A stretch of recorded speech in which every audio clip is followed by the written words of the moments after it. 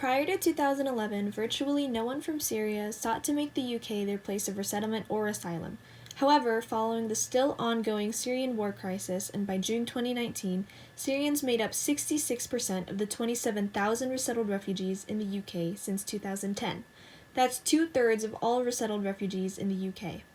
In this video, I'll be focusing on the Syrian migrant population, their reasons for leaving Syria, and their experiences and struggles to resettle in the United Kingdom. The contents and the structure of my research is guided by an excellent book titled Looking to London, Stories of War, Escape, and Asylum, written by Cynthia Cockburn. Though the book mainly focuses on immigration statistics and experiences, particularly in the City of London, the chapter that I looked at surrounded Syrian immigration and their journeys to the UK as well as London. Through this video, I hope to bring to light the struggles Syrian migrants have faced in the last decade, especially following the events of the Syrian War. Syria, like any other nation, is diversely comprised of unique individuals, all of whom may identify differently with one another despite residing in one nation. And while Syrian nationality is important to understand in the context of the citizen's sense of belonging, it's also important to understand that the composition of Syrian society can, for demographics' sake, essentially be separated into three dimensions: the ethnic, the religious, and the sectarian.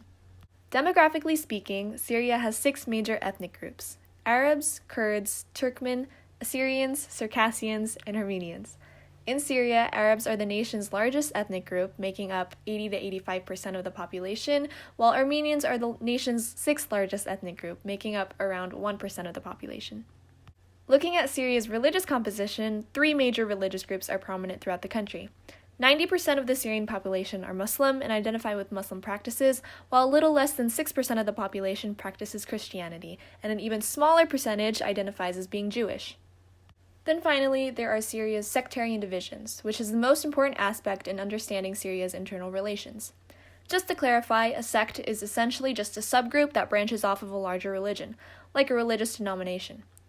In Syria, there are 5 major Islamic sectarian groups, but we only really need to know 2 dominant denominations in order to better understand Syria's political dynamics. These 2 denominations are the Sunnis and the Shia, and while both groups are grounded in similar but slightly different religious foundations, it's ultimately both the groups' political tensions that have essentially pitted them against each other as the 2 groups' power dynamics flipped, a result of the ongoing Syrian war crisis that first gained traction back in 2011. The Syrian conflict has been, and still is, an undoubtedly traumatic phenomenon that has raised significant global attention right from the beginning. In order to fully understand the experience of Syrian immigrants, it's important to know the origin of the war and how it's affected innocent citizens. As the political activism of largely Muslim countries like Tunisia and Egypt significantly increased in 2010 as a direct result of the anti-government, pro-democracy protests, also known as the Arab Spring, other countries decided to follow and fight for regime reformation for the sake of their own communities. For Syria, their attempted journey toward reformation began in March 2011 with peaceful protests demanding the release of some local schoolboys who were arrested, interrogated, and tortured for scribbling radical messages on the outer walls of their school. Some of these peaceful protesters were soon met with bullets, causing even more protesters to come out and fight against Syria's governmental tyranny. As the protests grew larger and larger, Bashar al-Assad, Syria's acting president, or better described as Syria's acting dictator, responded with more bullets and tanks. By the summer of 2011, when protesters, later known as the rebels, start shooting back, Syria found itself in a civil war. By the end of December in 2011, Syria's death toll was a little over 500,000.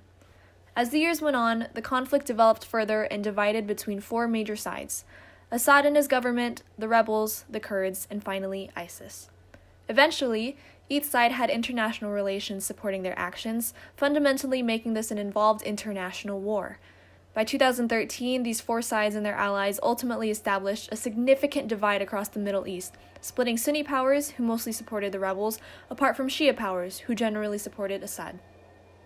While the consequences of an actual war, like the physical destruction of Syrian cities or chemical attacks on innocent citizens, are already major push factors for Syrian migrants to leave the nation, the sectarian division between Sunnis and Shias that has worsened as a result of the civil war has established certain stigmas within Syrian society, creating another reason for citizens to try and look for a fresh start. There has always been some tension in terms of Syria's political and religious hierarchy, as the popular majority of Sunnis, who make up 75% of Syria's population, has, for decades, outnumbered Syria's Alawites, an offshoot group of Shia Islam, and a religious minority group who make up only 10% of the population. The war has changed this dynamic and essentially flipped the two in their political positions, as Alawites are now the ruling sect, as President Assad is an Alawite himself. And like any influential person in power, they become a figure of representation. In Assad's case, his actions and his beliefs enforce violence and suppression, and has, in turn, associated the entire Alawite sect with those tendencies of violence and suppression. This has caused fear within Syrian communities as citizens hold prejudices and assume the worst in Alawites, most of whom actually don't condone what President Assad has done in the name of their sect. In addition to the sectarian stigmas and the stereotypes that Syrian citizens hold against one another, which only incentivizes them to emigrate somewhere else to escape those ideas, Syrians are also just blatantly targeted for their sectarian associations. While the Syrian war is not a religious conflict at its core, some religious communities tend to be more supportive of the regime than others, fueling suspicion and religious intolerance in many parts of the country. This sectarian divide has made it difficult for Syrians to trust one another and has made it difficult for them to feel safe, giving them yet another reason to leave the nation. Now that we've discussed some of the main reasons why Syrian citizens would leave Syria, we can now look at how and why many migrate and end up in the United Kingdom. The United Kingdom refers to the political union between four countries: England, Wales, Scotland, and Northern Ireland. Because the UK is comprised of different nations, the UK has always been culturally diverse. However, in more recent years, the UK has experienced a new sense of multiculturalism as it experiences a steady influx of non-UK, non-EU, non-white immigrants. Since the early 1990s to the December of 2019, the UK has seen a 105% increase in immigration. This drastic increase has caused concern among UK citizens, who argue that immigration is, quote, one of the most important issues facing the British public, end quote. This argument was made especially clear in 2016 when the UK proposed to leave the European Union, a concept most popularly known as Brexit.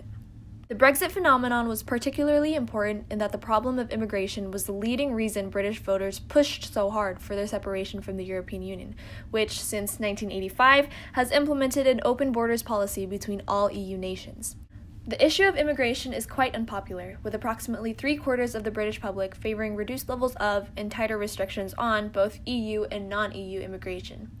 In Mark Bevere and Richard Ashcroft's article, British Multiculturalism After Empire, it's concluded that, much like here in the US, the British public's sense of British nationality is extremely intense and has thus complicated evaluations of the country's growing multiculturalism. This can be an explanation as to why some recent studies have shown that the British public mostly opposes immigration due to anxieties over cultural impact. These anxieties and fears were propelled even further in the midst of the Brexit campaign, especially as media and popular public outlets circulated anti-immigrant propaganda. One particularly significant example of this can be seen in the UK Independence Party's controversial Breaking Point poster. As you can see, the poster displays a large crowd of non-white and predominantly male Syrians with the caption, "The EU has failed us all," alluding to the fact that the EU's policy of open borders has caused such a large influx of immigrants. This poster played into the narrative that immigration and multiculturalism has damaged social cohesion, which is a recurring concept we've seen in most of the readings from class, particularly the Young reading, which analyzed immigration attitudes and the context from which they rise from. In the reading, Young determines that strong identification with one's imagined community, when coupled with negative generalized images of minority communities, may yield symbolic boundary making. Following this logic, the Breaking Point poster, though its promoters claimed it to be non-targeting, was an obvious choice to paint Syrian migrants and refugees as a cultural threat to British society, and forcing citizens to lean toward more restrictive immigration policies for the UK. This generalization of Syrian immigrants, especially as the social issue of Islamophobia grows in the UK, directly affects the settlement experience of Syrian migrant populations who choose the United Kingdom as their place of resettlement. Similar to the US and how our media outlets portray Latin American immigrants, as we read about in Silber's Bad Hombres article, the UK's media representation of Syrians and Middle Eastern immigrants in general has, inadvertently or not, associated Muslims with terrorism, further stigmatizing Muslim identity. This makes Syrian migrant populations more subject to social prejudices or hate crimes on the basis of religion, which, as discussed earlier, was one of the many reasons Syrians decide to emigrate in the first place. This, in turn, makes it much harder for Syrians to integrate properly and comfortably into British society as they experience doubt, withdrawal, maybe even resentment toward the British public. On the other hand, despite the UK's clear opposition to overall immigration, the UK still remains a fairly popular resettlement site for immigrants. Like in most cases, a stable economy is the driving pull factor for migrants, especially those who live in poorer countries, as they may use migration as an effective strategy to increase their income and avoid poverty for themselves or their families. According to the Migration Observatory at the University of Oxford, unemployment is one measure of how a country's economy is doing, and they reported that the UK has had the lowest unemployment rate from 2000 and onwards, only reaching a high of 8.9%, as compared to some of the other EU nations, one of which reached an unemployment rate of 33.3%. It was also found that at one point in the late 1990s, the UK's unemployment rate stabilized at a relatively low level while the economy grew by an annual rate of 2 to 4% for the next 10 years, during which the UK experienced a continuous increase in the inflow of migrants, especially Syrian migrants. This suggests that the migrants to the UK can positively contribute to the growth of British economy, despite the general fears that British citizens hold. This concept of positive economic contribution of immigrants is talked about in Kerr's Global Talent Flows, another one of our class readings. In Kerr's article, the impact of migration on economic growth and the global knowledge economy is discussed, pushing an emphasis on the positive contributions highly skilled migrants offer. This concept can be applied to the Syrian migrant population in the UK and the mentioned trend of unemployment, as studies have shown that the majority of Syrian migrants belong to the educated middle class. Some other fairly significant incentivizing factors for Syrian migrants to resettle in the UK include the UK's resettlement schemes, particularly the scheme specifically for Syrian refugees. This scheme was called the Vulnerable Persons Resettlement Scheme, or VPRS, and it crafted out the UK's plan to resettle 20,000 refugees fleeing the Syrian conflict by March 2020, allowing the UK to respond to the refugee crisis around the globe, of course with the help of the UNHCR. It's even been claimed that the UK has been at the forefront of the response to the Syrian war crisis, as the UK's then Prime Minister David Cameron announced in 2016, near the creation of the program, that the UK would double their total pledge of 1.12 billion euros, which is about 1.3 billion US dollars, to assist resettled migrants. This scheme was a great first step in countering the anti-immigrant attitudes that have circulated and are still circulating amongst the British public. As integration efforts advance as a result of the scheme, some Syrians have actually reported that they feel welcome and, most importantly, secure. While most of the interviewed Syrian migrants suggested program improvements, they were generally satisfied with the provided housing, personal services, and medical treatments, especially since many of them were survivors of violence and torture, either from domestic causes or from the effects of the ongoing warfare. Though the VPRS did not meet its goal to resettle 20,000 Syrian refugees by March this year, as a result of COVID-19, the program is not closed and will continue to accept refugees once it is deemed safe. After doing all this research on the Syrian migrant population and their experience both before resettling and during resettlement in the UK, I'd propose to conduct more research on what factors influence governmental authorities to change their stance on immigration as quickly as the UK did with Syrian migrants. I think it's rather interesting to see a country so keen on implementing tighter and more restrictive immigration policies, so much so that they separated themselves from a political union they've been a part of for more than 40 years, but then turn around and administer an entire program dedicated to helping and hosting foreign migrants in their country. It'd be insightful to learn about the process in which this change happens, not just in the UK regarding Syrian immigrants, but anywhere where there are split governmental and societal attitudes regarding the issue.